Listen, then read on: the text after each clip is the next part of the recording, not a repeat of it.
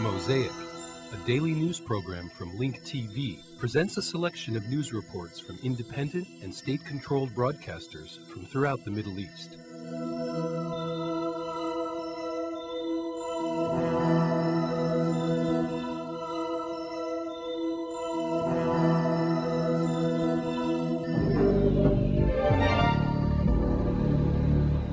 السلام عليكم ورحمة الله وبركاته.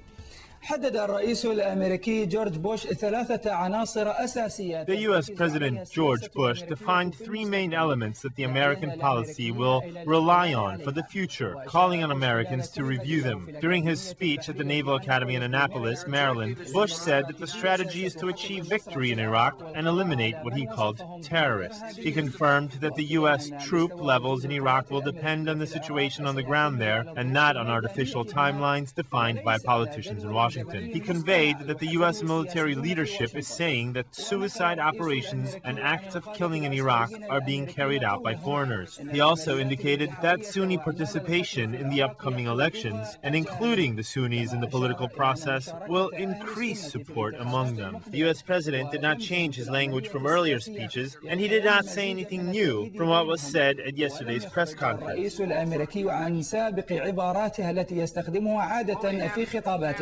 ولم يأتي بجديد عن ما جاء في كلمته أمس. Amidst falling public support for the war in Iraq, which has continued for 2.5 years, protesters of nearly 100 people in Denver, Colorado, gathered, calling for the pullout of American troops from Iraq. U.S. President George Bush tried to sway public opinion by saying that he had a strategy for the war that may be successful. I want to defeat the terrorists. And I want our troops to come home, but I do not want them to come home without having achieved victory. We have got a strategy for victory. The commanders will make the decision. That is what the people want. The people do not want me to make the decision based on politics. They want me to make decisions based upon what's happening on the ground.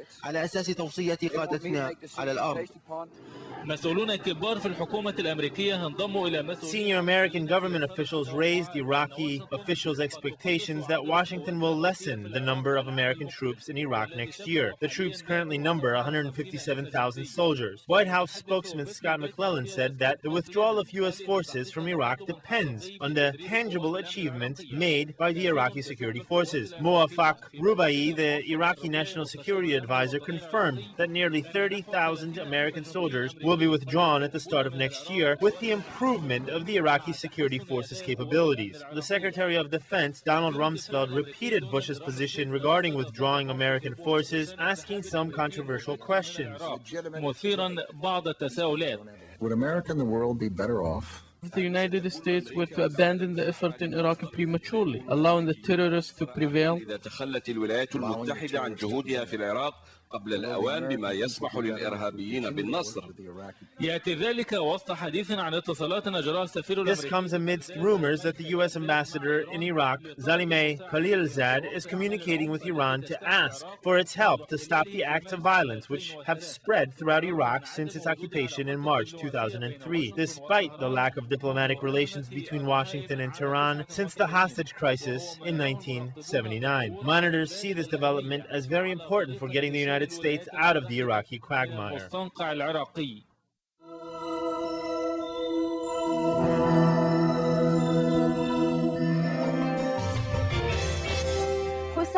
Husam made headlines again when he held another press conference in Damascus today. According to his lawyer, Lebanese authorities were pressuring his Lebanese fiancée, Sarwat al-Hujairi, and her family. For his part, Husam called on President Emil Lahoud and Prime Minister Fouad Sanyura to intervene and protect his fiancée. Meanwhile, a statement released by the Syrian embassy in Washington reiterated that Damascus played no role in former Premier Rafiq Hariri's murder and said it suffered great harm from a, quote, faulty UN report blaming Damascus.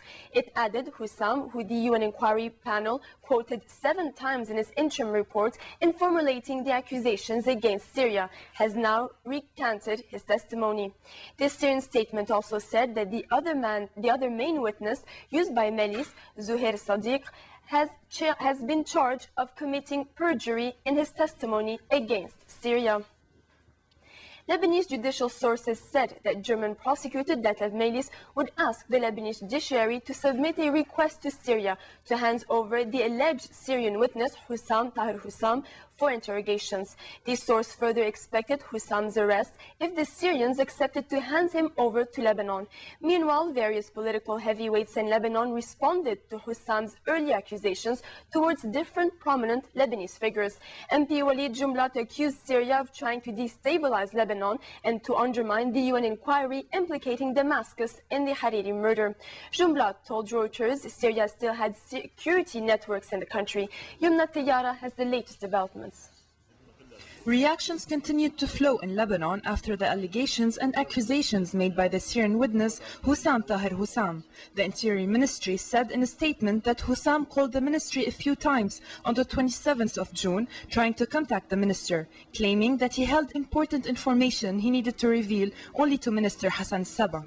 The statement added that after he met with Al-Sabah, it turned out that he wanted to give important information regarding the assassination of slain Premier Rafik Hariri. He was directly sent to the investigation headquarters in Monteverdi, accompanied by security forces. The report added that the minister only accomplished his responsibility and did not interfere in the UN Commission's work, and the statement said his forces were only deployed when asked by the Commission.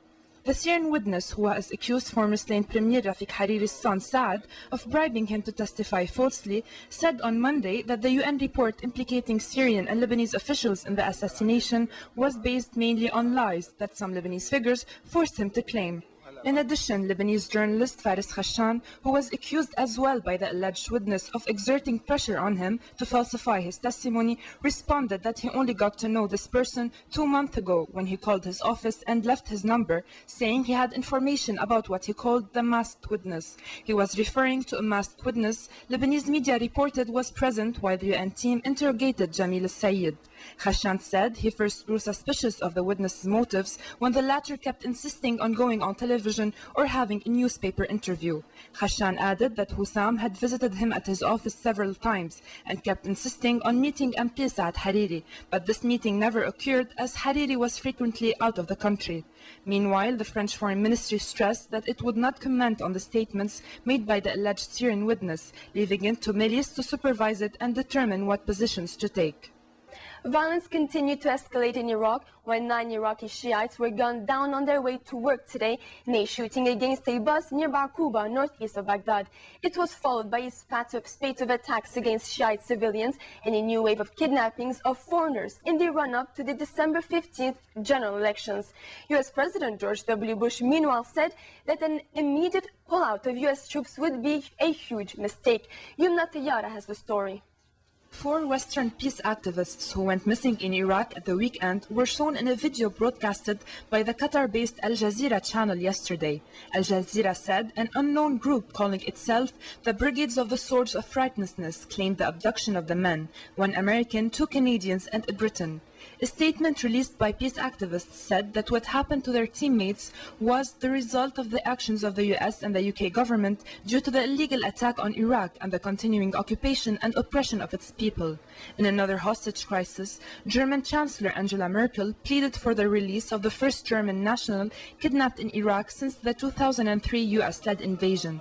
German media identified the woman as 43-year-old Susan Osthoff, who was abducted with her driver on Friday. According to family members, she was an archaeologist who was doing aid work in Iraq for many years and had an 11-year-old daughter from a man of Arab origin and was converted to Islam and was fluent in Arabic. And an unknown assailant gunned down yesterday a Sunni Arab mufti called Hamza al-Isawi in the city of Fallujah. This was the latest in a series of killings of Sunni Arab leaders.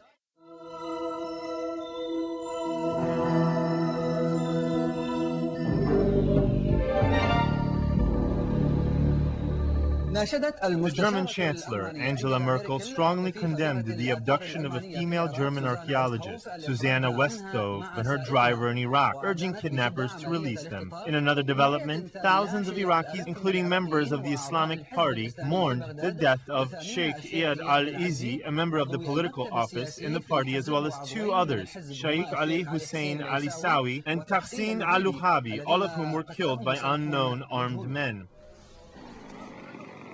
The Iraqi scene has not changed very much, but the picture has become blurred with all the different Iraqi political parties and groups that will participate in the upcoming elections, especially since the operations that target civilians have become a challenge to the government's abilities to maintain security throughout the country. The scene became all too familiar, although at different times and places and by different perpetrators. This time the aggression targeted members of the Iraqi Islamic Party as the countdown for elections begins. Amidst an atmosphere of sadness, thousands of Iraqis and party members participated in a funeral procession for two members of the party who were killed west of the capital of Baghdad. The Islamic Party refused to point the finger of accusation to any other party for being behind these killings and was satisfied by saying that investigations are underway in the area in an attempt to find two cars to confirm the identity of the owners. However, the party did not let the incident pass without holding the U.S. forces and the Iraqi government responsible for this security breakdown.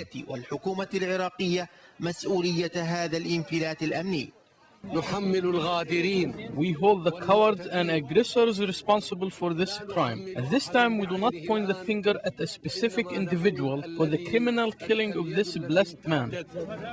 إلى قتل هذا الرجل المبارك هي يد آثمة مجرمة. Meanwhile, the wave of kidnappings resumed in Iraq with the kidnapping of a German archaeologist professor who is the fifth foreign citizen to be taken hostage by unknown armed men. The kidnapping was condemned by Berlin. A German citizen and her driver have been missing since last Friday. According to the information we have now, we believe it was a kidnapping. The coalition government strongly condemns this act. Merkel's statements came after the German government held a meeting to consult about the developments in the kidnapping and to exert efforts to free the two hostages.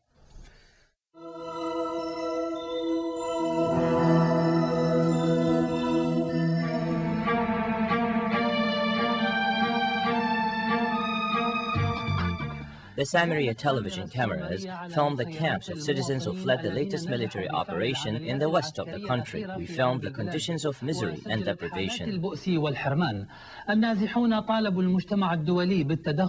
fled called on the international community to intervene immediately to save them their ordeal, complaining that the assistance is not enough for all of them. عشرات المعارك والعمليات العسكرية التي شنتها القوات الأمريكية. Dozens of military operations and battles were carried out by United States and Iraqi forces in areas in western Iraq, including the River Gate and Hadithiyah and Steel Curtain in cities of Al-Qa'im, Karbala and Abedi on the Iraqi-Syrian border. These operations are forcing hundreds of families to flee their cities and live in tents that do not even have the simplest of life's necessities. The situation is bad. A mother of 7 was martyred at the school and no one has been able to recover her body. We are refugees from the Abedi area. We are here living in tents. The supplies are not enough for us. We don't have enough beds. Samaria television visited the tents of the refugees who fled the Qa'im battle. We met with a number of citizens who urged the international community to immediately intervene to save them from their ordeal. They live in abnormal conditions according to all humanitarian standards.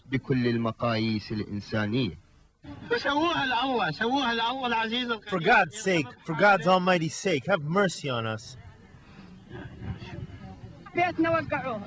They demolished our home, our furniture is gone, we were forced to flee from Abedi. We've been waiting here for 8 days, they haven't given us anything. There is a large number of refugee families, numbering in the thousands. The material assistance provided by the Red Crescent was not enough for all the needs of the refugees. We are asking international organizations and governments to help us through the International Red Crescent and help reach the people who have become refugees in the areas where there are military operations. Here, in cities in western Iraq, the citizens always ask the same question: when will these consecutive military operations end? And when will we be able to return safely to our homes?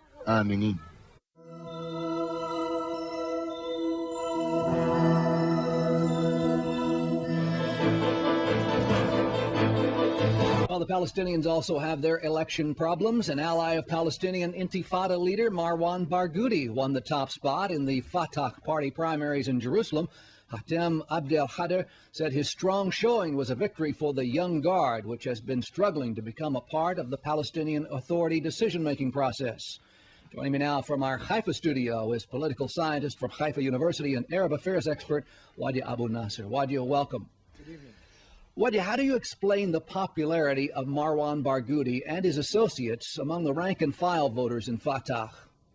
Well, Marwan Barghouti was already popular before being arrested, and his arrest by the Israeli forces only increased his popularity, mainly because he was a man of the field for many years, and he was also considered to be one of the cleanest Fatah leaders in the territories, who suffered a lot from imprisonment in Israel on one hand, and from the lack of sufficient award by late President Yasser Arafat in a kind of ministerial position in the PA cabinet. PA leader Mahmoud Abbas's bureau chief, Rafiq Husseini, was also running in that contest in Jerusalem. He did poorly. He might even not make the list now. Was that a rejection of Mahmoud Abbas or of Husseini himself by the voters?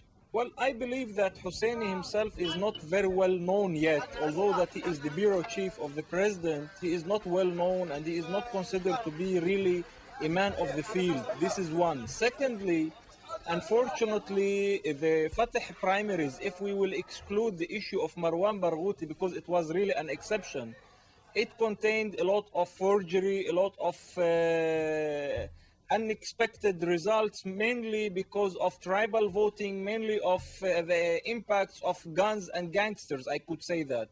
And it is quite unfortunate that the Fatah primaries were not well prepared, and the outcome was accordingly. How closely are the Palestinians following the turmoil going on in Israeli politics? Well, for the majority of the Palestinians, the Israeli domestic politics is a kind of their own domestic politics. I would say even many people look at the Israeli and Palestinian politics as a kind of Siamese twins, or two sides of the same coin.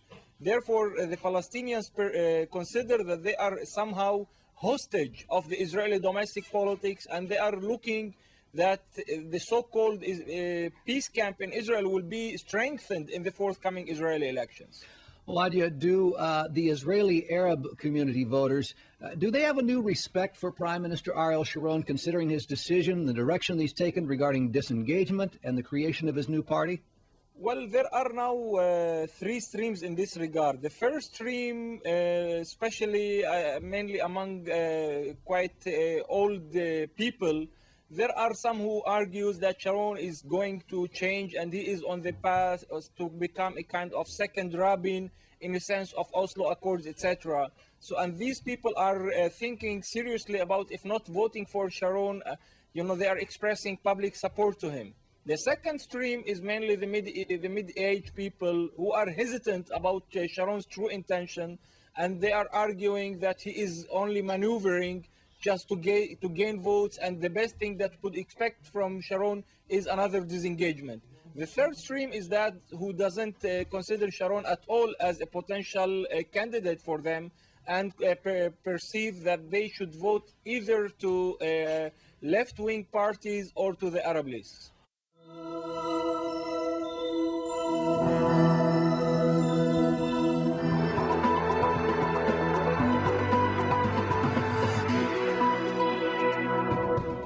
An official ceremony has taken place to mark the reopening of the border between the Gaza Strip and Egypt.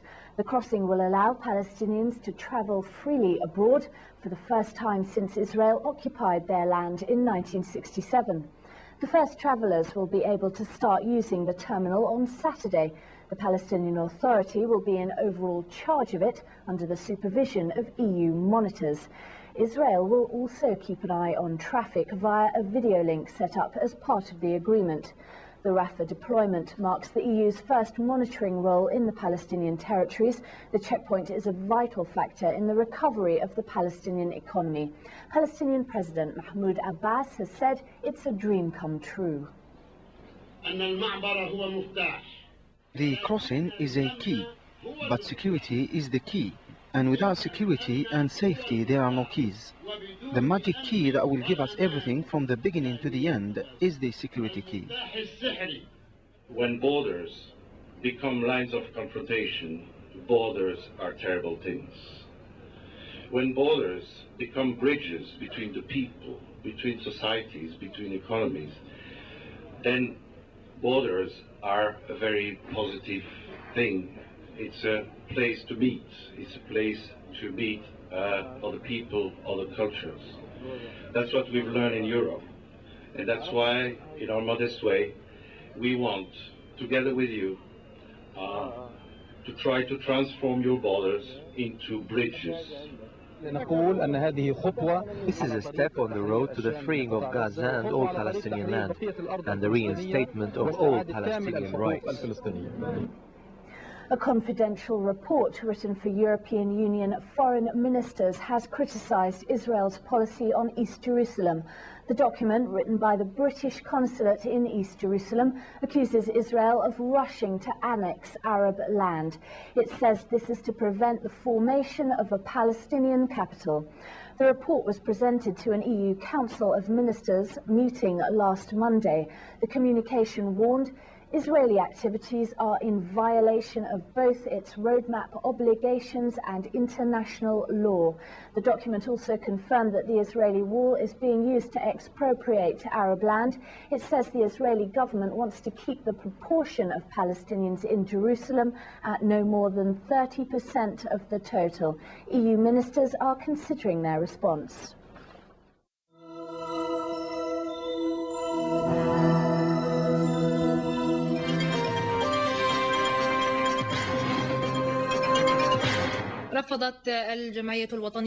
With an overwhelming majority, the French National Assembly rejected an initiative suggested by the leader of the French Socialist Party, calling on the removal of Article 4 from the colonial law of February 23, 2005. 183 members of the Assembly opposed the removal of Article 4, whereas only 94 supported its cancellation. The removal of this article, which honors French colonial history, was defeated in the National Assembly. Meanwhile, the leader of the French Socialist Party apologized for the parliament's decision, charging that France lost a golden opportunity to correct some of its historical mistakes. The presidential alliance parties in Algeria voiced their condemnation regarding the parliament's decision of not cancelling Article 4 of the constitutional law of February 23, 2005, which takes pride in France's colonial history. The Secretary General of the Executive Committee of the National Liberation Front, Abdelaziz bin Khadim, confirmed that the French parliament's decision of defeating the resolution that calls for the removal of Article 4 will hurt the French-Algerian relations. Both countries need to keep a good relationship that is built on mutual friendship, trust, and the respect of each other's sovereignty. Mr. Khadim added that Algerians see colonization in a negative way. It had oppressed and committed atrocities against humanity. There is no positive side to colonization, as claimed by French parliament members who oppose the removal of such an article. Belouid Berchouifi, the spokesman of the National Democratic Coalition in France, was dismayed by the parliament's decision of not removing Article 4. However, he vowed to continue pushing for its cancellation. He said that more people, including the French, are calling for its cancellation. The vice president of the Peace Society movement, Abdelmajid Manasra, confirmed that this law gives France a bad image and insults the Algerian people. This comes amidst efforts of both countries to establish a friendship agreement between them. He also hopes that the French will continue to push for the cancellation of such law that dishonors France as a civilized nation. The General Union of Free Students in the Central University in the Algerian capital had organized a protest against the law February 23, 2005. The students, who showed up in large numbers, held banners and slogans reading "No to colonization" and "Since when was colonization a source of civilization?"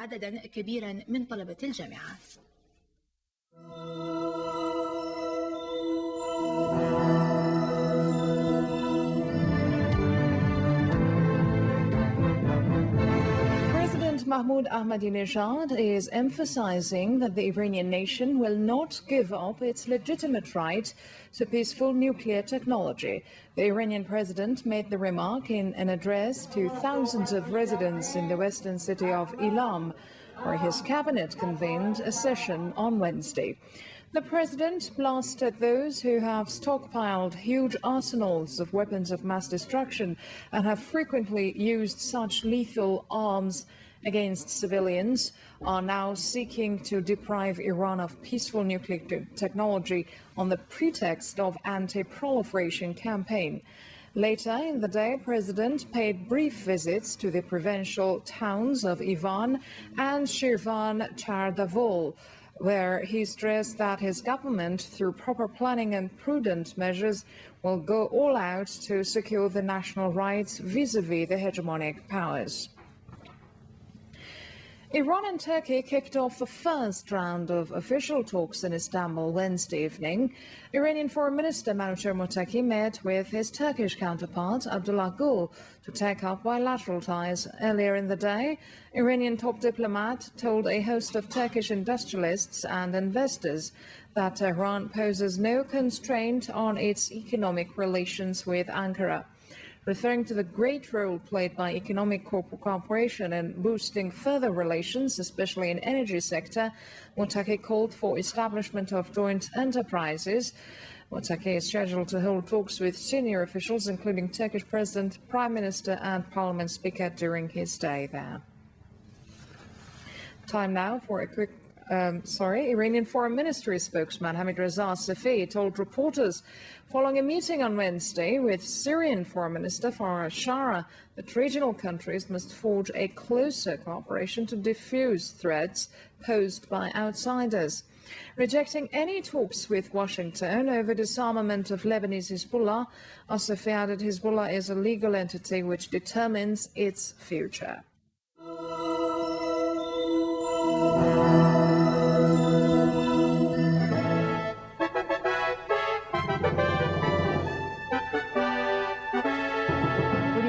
The number of elephants in West Africa dropped to between 5,000 and 13,000. A dozen countries are scheduled to sign a treaty on the animals' protection at a United Nations Environment Programme, the UNEP, meeting in Kenya's capital, Nairobi. The agreement and its action plan presented at the 20th to the 25th November meeting sets targets and timetables for improving elephant habitats, boosting the numbers in fragile populations, setting up wildlife corridors, and many other measures, including cross-border cooperation.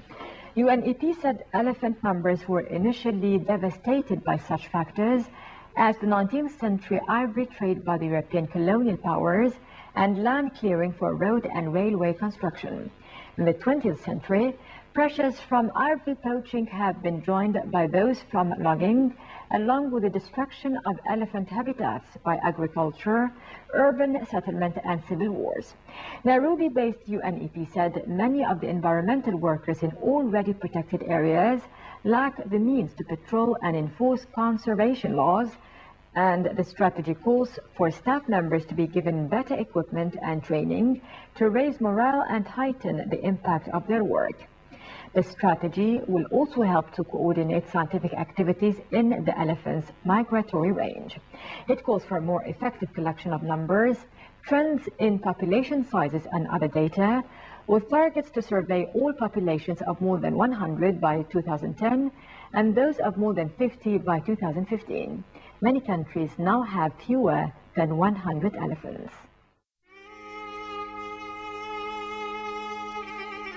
The views expressed on Mosaic are not those of Link TV or its sponsors, but of the broadcasters themselves. Mosaic is made possible by a grant from the John S. and James L. Knight Foundation, which promotes journalism excellence worldwide and invests in the vitality of 26 U.S. communities, and the William and Flora Hewlett Foundation. Additional support is provided by the Firedoll Foundation and Henry and Virgilia Dakin.